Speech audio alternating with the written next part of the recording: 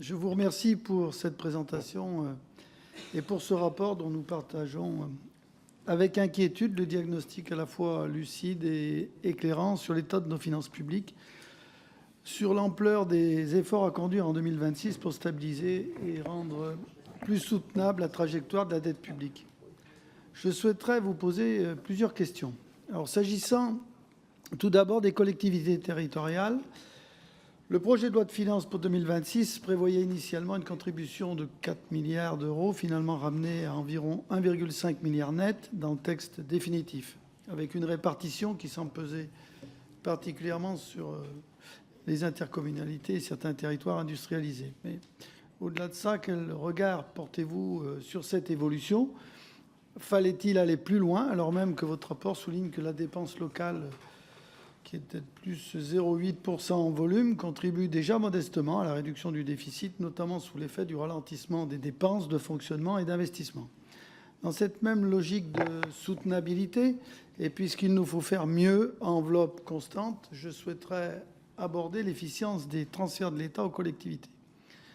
J'ai rendu l'année dernière un rapport sur la péréquation financière et les fractures territoriales, qui a mis en lumière un paradoxe frappant.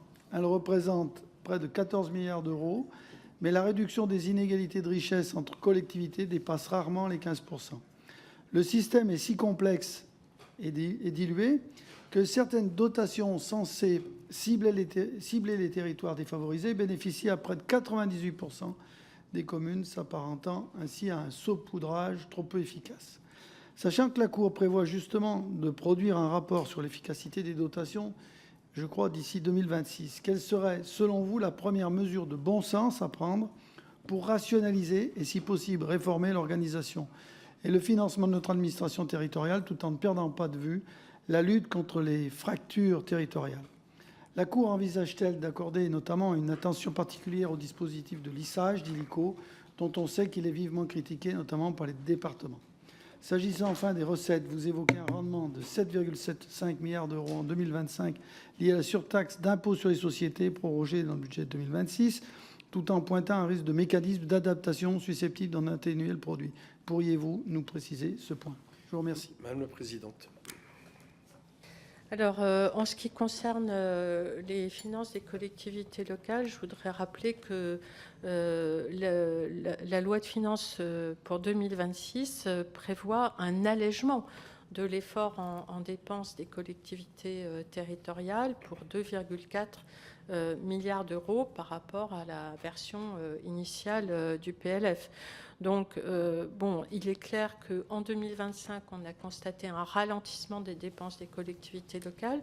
Je voudrais rappeler qu'il est quand même assez inégal suivant les niveaux de collectivité, parce que les dépenses des communes n'ont pas ralenti, alors qu'en revanche, celles des départements et surtout des régions ont baissé. Pour les régions, c'est de l'ordre de 10%, surtout sur les investissements.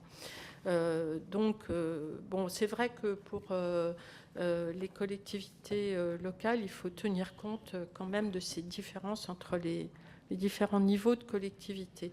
En tout cas, ce rapport ne traite pas du DILICO particulièrement, mais comme vous le savez, la Cour produira probablement en juillet un rapport sur la situation des finances publiques locales. Et à ce moment-là, ça permettra de faire un point avec des chiffres consolidés, d'ailleurs, que nous n'avons pas encore aujourd'hui sur les différentes questions que vous avez posées.